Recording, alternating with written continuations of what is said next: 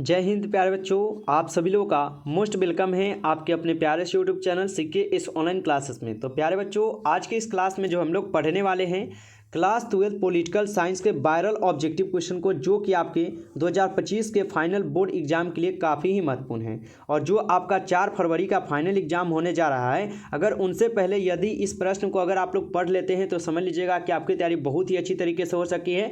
ठीक है, और आपको क्या करना है तो इस क्लास में टेस्ट देना है। ठीक है, टेस्ट देना है और आपको जो है ना इस टेस्ट में पास भी होना है। तो आपको इस क्लास को कंप्लीट देखना है और अपने तैयारी को आपको क्या करना है तो यहाँ पर जांचना है कि आपकी तैयारी किस लेवल की हो चुका है। आपको अच्छी तरीके से यहाँ पर पता चल जाएगा इस टेस्ट में। ठीक है, अगर इस टेस्ट में अगर आप पास होते हैं तो समझ लीजिएगा कि आप फाइनल बोर्ड एग्जाम में भी पास हैं। अगर इस टेस्ट में अगर फेल होते हैं तो समझ लीजिए कि आपका तय है वहाँ पर फेल होना। फाइनल बोर्ड एग्जाम में आप फेल हो सकते हैं, इसलिए आपको टेस्ट देकर पता कर लीजिए कि हाँ आपकी तैयारी कैसी हुई है। चलिए क्लास को स्टार्ट करते हैं। उनसे पहले आप लोग अभी तक लाइक नहीं किए हो क्लास को तो लाइक कर लीजिएगा और चैनल पर पहली बार जुड़े हैं तो आप सब्सक्राइब भी कर लीजिएगा। ठीक है, चलिए क्लास को स्टार्ट करते हैं प्यारे बाबू, और पढ़िए और चैट सेक्शन में आंसर लगाते चलिए। तो पहला प्रश्न है, सर्वोच्च न्यायालय के न्यायाधीशों की नियुक्ति कौन मंत्रिमंडल करता है? बताइए, सर्वोच्च न्यायालय के न्यायाधीश की नियुक्ति कौन मंत्रिमंडल जो है ना करते हैं?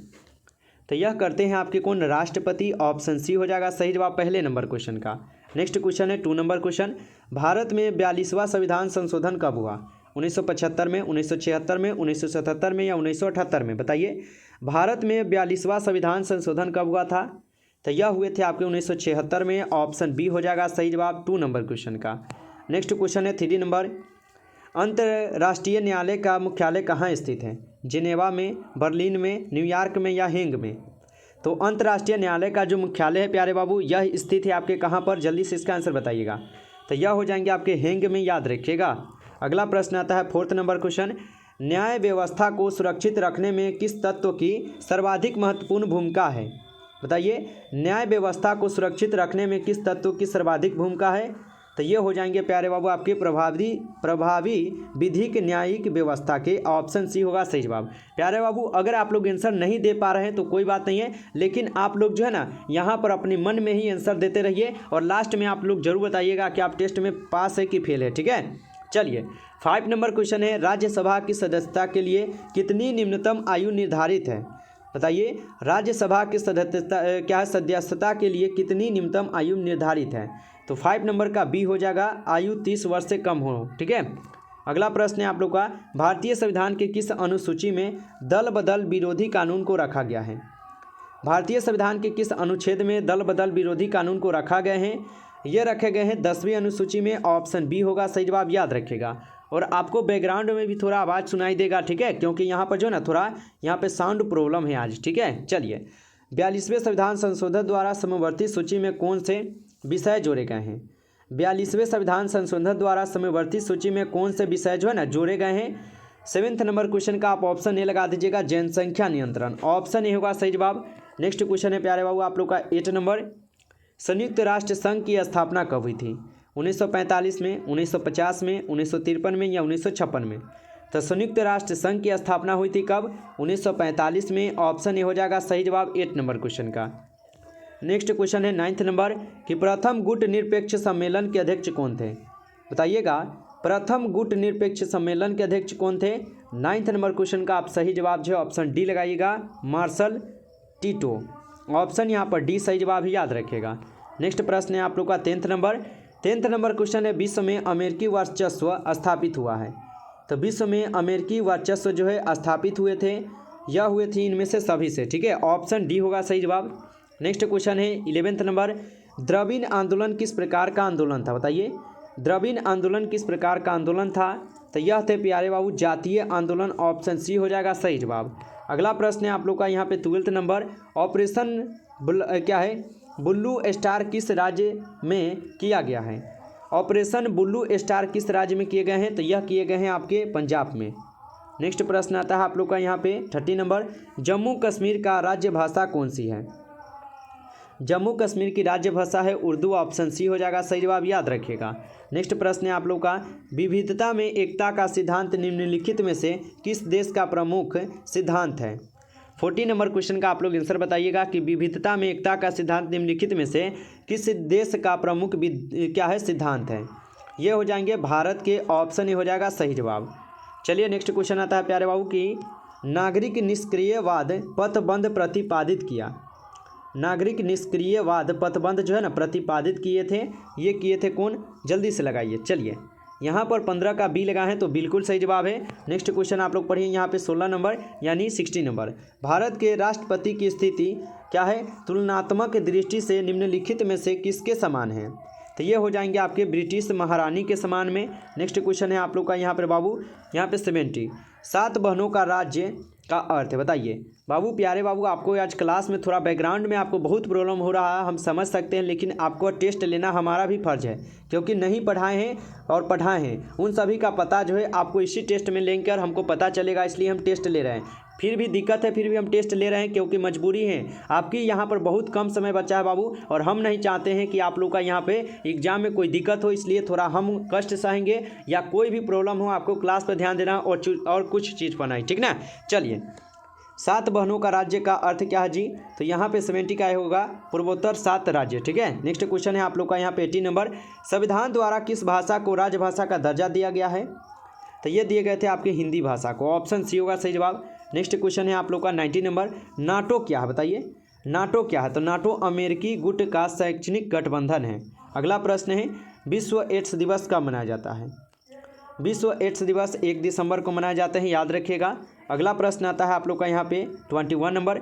विकेंद्रीकरण किस शासक की विशेषता है। विकेंद्रीकरण किस शासक की व्यवस्था हो जाएंगे आप लोग, 21 का आंसर बताइएगा। 20 यहाँ पर 1 का हो जाएगा ऑप्शन बी, संज्ञानात्मक शासन। नेक्स्ट प्रश्न है आप लोग का यहाँ पे 22 नंबर। 22 है कि संयुक्त राज्य अमेरिका ने साम्यवाद के विस्तार को रोकने के लिए निम्नांकित में से शैक्षणिक समझौते तथा संगठनों का निर्माण किया है, तो यह किए हैं इनमें से सभी, ठीक है, याद रखिएगा। अगला प्रश्न है निम्नलिखित में से सोवियत संघ का उत्तराधिकारी है। निम्नलिखित में से सोवियत संघ का उत्तराधिकारी कौन होगा, ये हो जाएंगे आपके रूस, ठीक है। अगला प्रश्न है प्यारे बाबू आप लोग का यहाँ पर 24 कि स्टालिन संविधान कब लागू हुआ। स्टालिन संविधान जो है प्यारे बाबू यह लागू हुए थे 1936 में, ऑप्शन ए होगा सही जवाब। अगला प्रश्न है प्यारे बाबू आप लोग का यहाँ पे 25 सोवियत संघ में कितने संघीय गणराज्य थे। सोवियत संघ में कितने संघीय यहाँ पर गणराज्य हो जाएंगे, 25 का एक कीजिएगा 15। नेक्स्ट प्रश्न आता है आप लोग का यहाँ पे 26 लोकसभा में बिहार के सांसदों की कितनी संख्या है, 40, 85, 13, 25। तो लोकसभा में बिहार के सांसदों की कितनी संख्या है, इनकी संख्या 40 से याद रखिएगा। अगला प्रश्न है आप लोग का यहाँ पे 27 कि विकास की अवधारणा के पथबंध में सही कथन का चयन करें। तो यहाँ पे सही कथन उपयुक्त सभी होगा, क्योंकि ये सभी कथन बिल्कुल सही दिए गए हैं, ऑप्शन डी कीजिए। अगला प्रश्न बाबू 2015 के बिहार विधानसभा चुनाव में किस राजनीतिक दल के प्रथम स्थान प्राप्त किया गया है। 28 का सही जवाब डी होगा, राजद का। नेक्स्ट प्रश्न आता है आप लोग का 29 नंबर। दो दोस्त नहीं वह विरोधी है शीत युद्ध के प्रारंभिक दौर में किस देश की सोच थी। तो यह सोच थी आपके संयुक्त राज्य अमेरिका की, जो कि ऑप्शन ए होगा सही जवाब, याद रखिएगा। अगला प्रश्न प्यारे बाबू आप लोग का 30 नंबर कि न्यूयॉर्क स्थित वर्ल्ड ट्रेड सेंटर पर आतंकवादियों ने कब हमला किया था। तो 30 नंबर क्वेश्चन का आप लोग ऑप्शन ए लगा दीजिएगा। ऑप्शन यहाँ पर ए हो जाएगा सही जवाब, 11 दिसंबर 2001 को। अगला प्रश्न है आप लोग का यहाँ पर कितना 31 की आसियान की स्थापना हुई थी। आसियान की स्थापना आपके 1967 में हुए है, याद रखिएगा। अगला प्रश्न है आप लोग का यहाँ पे 32 नंबर क्वेश्चन है एशिया का वह कौन सा देश है जो 8 समूहों की सदस्यता का देश है। तो ये हो जाएंगे आपके कौन से देश, जापान देश, ठीक है। अगला प्रश्न आता है प्यारे बाबू आप लोग का यहाँ पे 33 यूरोपीय संघ के मुद्रा का क्या नाम है। यूरोपीय संघ के मुद्रा का नाम है यूरो, ऑप्शन डी होगा सही जवाब। अगला प्रश्न है दक्षेश की स्थापना कब हुई थी, बताइए। दक्षेश की स्थापना हुई थी 1985 में, याद रखिएगा। अगला प्रश्न है किस पंचवर्षीय योजना में गरीब हटाओ कार्यक्रम को विशेष स्थान दिया गया है, बताइए। 35 का आंसर किस पंचवर्षीय योजना में गरीबी हटाओ कार्यक्रम को विशेष स्थान दिया गया है, ये दिए गए हैं आपके 5वीं पंचवर्षीय योजना में, ठीक है, याद रखिएगा। अगला प्रश्न है आप लोग का अनुसूचित जाति संघ की स्थापना किसने की। अनुसूचित जाति संघ की स्थापना किसने की थी, 36 का आंसर बताइएगा। तो ये किए थे डॉक्टर भीमराव अम्बेडकर जी, ऑप्शन यहाँ पर बी सही जवाब है। नेक्स्ट प्रश्न है आप लोग का यहाँ पे 37 संयुक्त राष्ट्र संघ के प्रथम महासचिव कौन थे, बताइएगा। 37 का आंसर संयुक्त राष्ट्र संघ के प्रथम महासचिव कौन थे, तो यह थे आपके option A Grevin lie, option यहाँ पर ए आप लोग का सही है। नेक्स्ट क्वेश्चन है, नाटो से संबंधित कौन सा विकल्प सही है?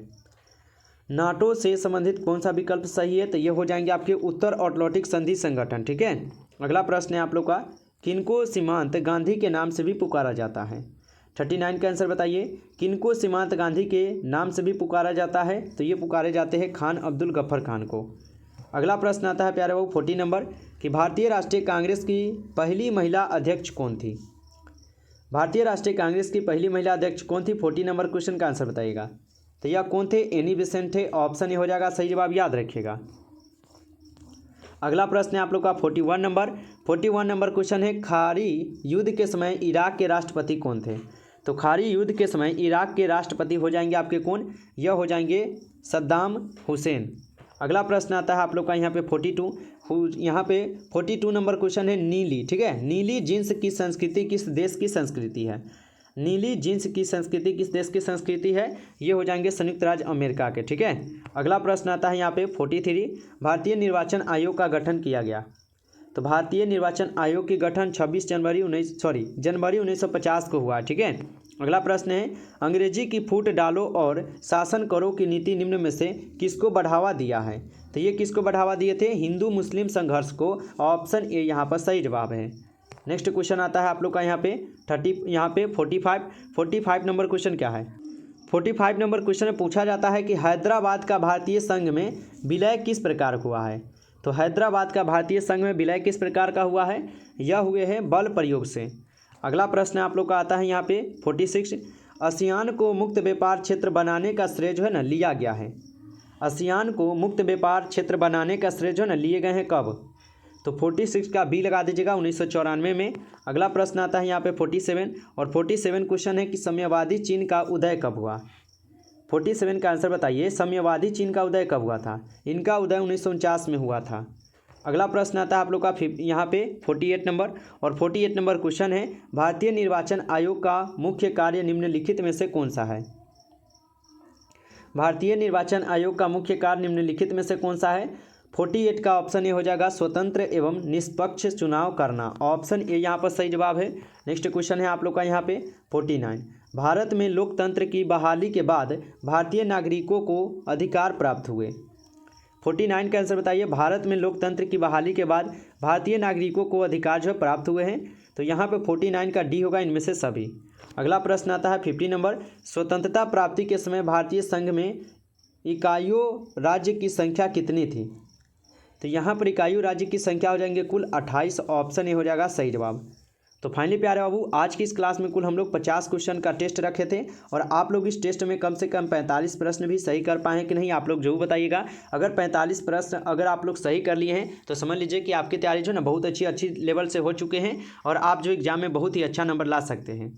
ठीक है, तो आप अच्छी तरीके से बताइए कि आप 45 प्रश्न लाए हैं कि नहीं लाए हैं। अगर कम लाए हैं तो समझ लीजिए कि आपकी तैयारी बहुत अच्छा नहीं हुआ है। ठीक है, और आपको और मेहनत करना है। तो क्या कीजिए, जाने से पहले आप लोग को क्या करना है, क्लास को लाइक करना है। ठीक है, क्लास को आपको लाइक करना है, और नए बच्चे होंगे तो आप सब्सक्राइब कर लीजिएगा, जिससे जो भी क्लास हो उसका नोटिफिकेशन आपके पास मिल सके। प्यारे बाबू, आपको इस क्लास में थोड़ा फास्ट हुआ है, थोड़ा क्वेश्चन भी रॉन्ग पढ़ाया हो, ठीक है, या आपको थोड़ा बैकग्राउंड में दिक्कत हुआ है, उनके लिए अगर हम क्षमा चाहते हैं आप लोग से हाथ जोड़कर, लेकिन हम पूरा कोशिश किए हैं कि आपका क्लास नहीं छूटे और आप लोगों को जो है ना क्वेश्चन हम पढ़ा दे और टेस्ट ले ले आपसे। ठीक है, इसलिए ये क्लास लिया गया था, नहीं तो यहाँ पर आज जो है ना हल्ला ज़्यादा हो रहा है, यहाँ पर थोड़ा साउंड प्रॉब्लम आज ज़्यादा था, हम नहीं लेते क्लास, फिर भी हम लिए हैं आप लोग के लिए। ठीक है, तो हमें पूरा उम्मीद है कि आप लोग हमें क्या कीजिएगा, जरूर कुछ ना कुछ बताइएगा कॉमेंट बॉक्स में कि हाँ ये क्लास कैसा था, नहीं था, आप लोग को जरूर बताना होगा। ठीक है, हमें अच्छा लगा है या नहीं लगा आपको तो बताना होगा, क्योंकि हमको तो भाई अजीब लगा है क्लास, क्योंकि आज हल्ला हो रहा था यहाँ पर और बैकग्राउंड प्रॉब्लम था, फिर भी हम क्लास लिए हैं आपके लिए सिर्फ, और आपको ही बताना होगा कि ये क्लास कैसा लगा है, आप जरूर बताइएगा। ठीक है, चलिए मिलते हैं आप लोगों से फिर नेक्स्ट क्लास में, आप लोग जरूर बताइएगा। चलिए गुड नाइट सभी प्यारे बाबू को, आप लोग मन लगाकर पढ़ाई कीजिए।